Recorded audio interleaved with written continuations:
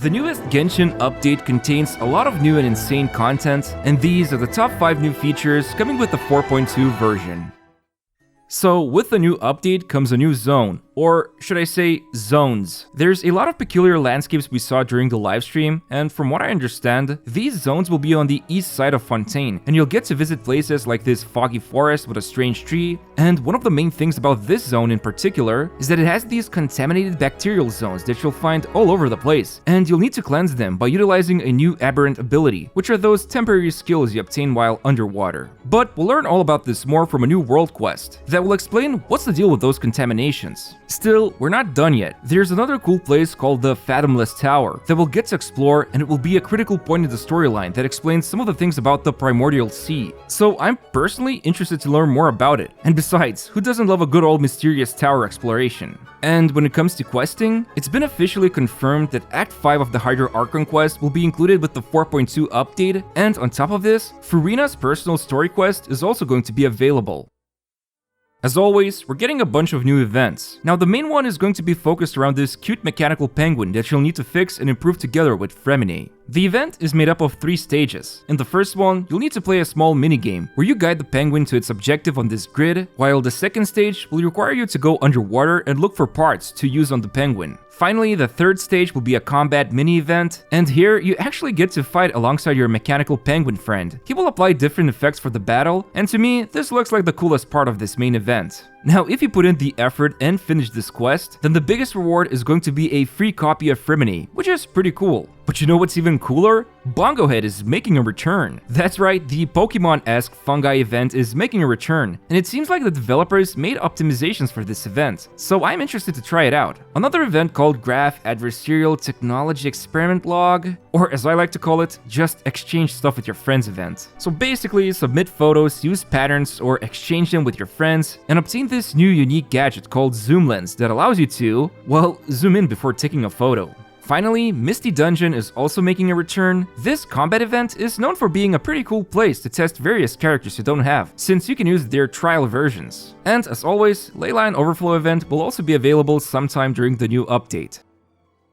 So with the 4.2 update, we're finally going to be able to pull for the legendary Archon Furina, who is a 5-star Hydro Sword user, and this immediately makes me wonder, can she dethrone the false Hydro Archon Xingqiu? Nah, I'm kidding, but she does look super interesting. And from what it looks like, she can switch between Uxia or Numa by using her charge attacks. And this will matter because her skill will summon Hydro Companions to the battlefield, and they will differ depending if she was aligned with Numa or Uxia. Now, I'm a huge sucker when it comes to cute little critters, but Furina goes over the top by summoning more than one of them. However, I think the biggest thing about her is her burst. To put it simply, it will deal some Hydro damage and then puts the whole team into this special state, and whenever someone loses or gains HP, their damage and healing will be boosted. I have a lot of thoughts about this, and I will soon release a video discussing this, quite honestly, scary mechanic. So keep an eye out for this next video, but for now, it's clear that Furina will be a unique hybrid that boosts the team, but also applies Hydro with her skill, which will be an important factor to consider. But on a lighter side, one of Furina's passives decreases the cooldown of aberrant abilities you use underwater. And get this, when one of her summons from the skill are on the field, she can walk on water. Talk about power creeping Kokomi.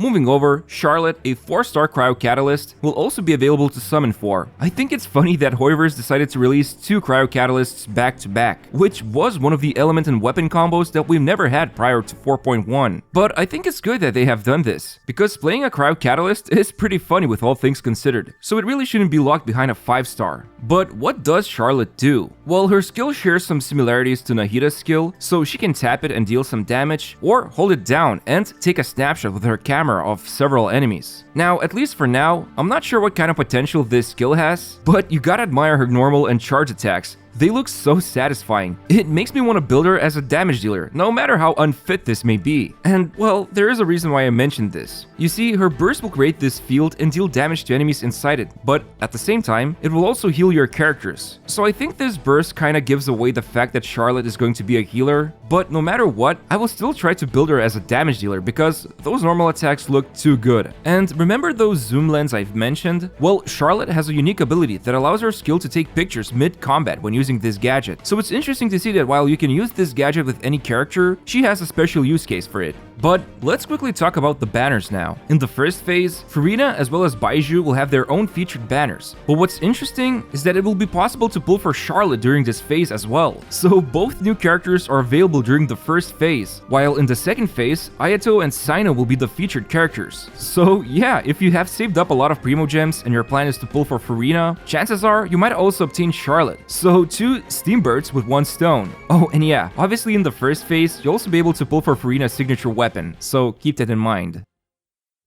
This time around, the new weekly boss is going to be a massive whale. And I know what you're thinking. How fast a whale player will be able to beat this whale, right? Anyway, this is actually a pretty interesting fight, because during the first phase, the big beefy boy will unleash tons of AoE attacks, so you'll need to run around like crazy and dodge them. But what's interesting is that you'll notice he has this thingy below his health bar. From what I understand, there will be special ways to build it up, because you'll need to defeat the whale this way. However, what's really cool about this fight is that the whale will literally suck you into his belly, and then a new foe, a really cool foe, shows up, and you need to duel him to death. So yeah, this fight seems to be pretty complex but interesting, and hopefully it won't get tiresome after repeating it over and over for materials. And speaking of repetition, a new world boss called Hydro Tulpa will be waiting for you, so you can slaughter him and take his materials to level up your characters. I don't know, he looks pretty cool. I like his design, but like with every other world boss, they're just there to get demolished within a minute.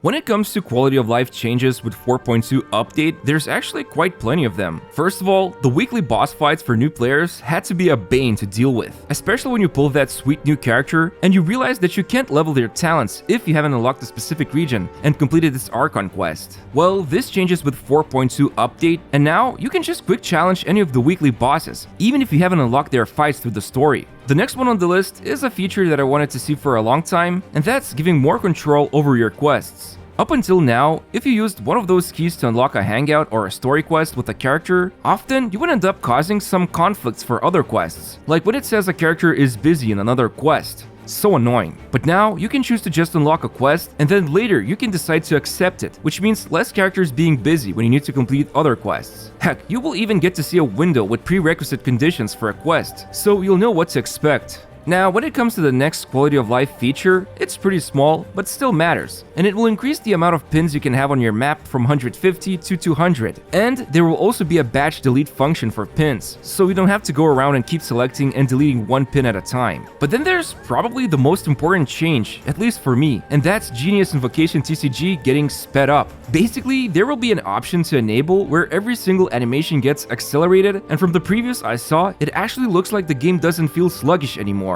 And I'll be real, part of the reason why I didn't really get into this game mode was literally because of how slow it felt. And I kid you not, this might actually convince me to go and play this mode again, because I still haven't unlocked everything. And what's even better, you'll also be able to share decks with each other thanks to sharing code feature. So now I can just copy top meta decks and enjoy my life as a slacker. Finally, Stellar Reunion has been optimized. This event for players who return after taking a break from the game will offer more relevant rewards, I believe, and you can even get story keys if you haven't collected them. But yeah, that's pretty much it. I hope you found this video useful, and I'd really appreciate it if you could press the like button on this video and subscribe to my channel. Thanks for watching, and see you next time.